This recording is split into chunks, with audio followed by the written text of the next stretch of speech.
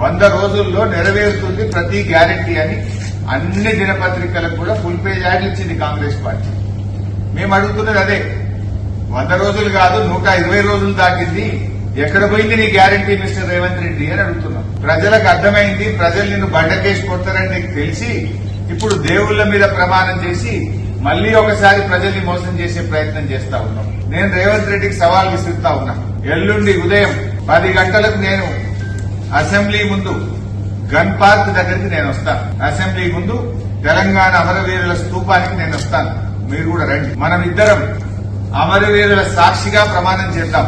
August 15వ తేదీలోగా 2 లక్షల రుణమాఫీ మీరు బాండ్ పేపర్ల మీద రాసిచ్చి, సోనియా గాంధీ గారు లేఖ రాసి, రాహుల్ గాంధీ, ప్రియాంక గాంధీ, నువ్వు మీరందరూ ప్రజలకు 100 రోజుల్లో అమలు చేస్తామని చెప్పిన 6 గ్యారంటీలు 13 హామీలు 15 ఆగస్టులోగా అమలు చేస్తానని నువ్వు ప్రమాణం చేయి. నేను కూడా ప్రమాణం చేస్తా. ఒకవేళ రేవంత్ రెడ్డి గారు 15 ఆగస్టులోగా 6 గ్యారంటీలు నిజంగా అమలు చేస్తే నేను ఎమ్మెల్యే పదవికి అక్కడనే రాజీనామా చేస్తాను. మళ్ళా ఎన్నికల్లో కూడా వచ్చే ఎన్నికల దాకా మళ్ళీ పోటీ కూడా చేయ ఉప ఎన్నికలు. అట్లీస్ట్ నాకు కూడా తృప్తి ఉంటుంది.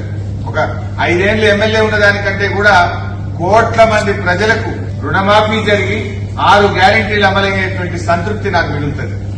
నా పదవి కంటే కూడా తెలంగాణ ప్రజలకు మేలు కావడంలో నాకు ఎంతో సంతోషం ఉంటుంది, ఆనందం ఉంటుంది. నేను పదవి కోసం నేను బాధలాడలేదు, నువ్వు చెయ్యాలనే కోరుకుంటున్నా. నువ్వు సవాల్ వేసినావు కదా, ఎస్ పోదాంపా గన్ పార్క్ దగ్గరికి అమరవీరుల స్తూపం ముందు. ఏ అమరులైతే తెలంగాణ ప్రజల కోసం త్యాగాలు చేసిండ్రో ఆ అమరుల సాక్షిగా ప్రమాణం చేద్దాం. ఆగస్టు 15వ తేదీలోగా 2 లక్షల రుణమాఫీ ఏకకాలంలో చేయడంతో పాటు 100 రోజుల్లో అమలు చేస్తామన్న 6 గ్యారంటీలను నువ్వు ఖచ్చితంగా అమలు చేస్తా అని చెప్పి నువ్వు ప్రమాణం చేయి, నేను ప్రమాణం చేస్తా. అమలు చేయకపోతే ముఖ్యమంత్రిగా మీరు రాజీనామా చేయండి.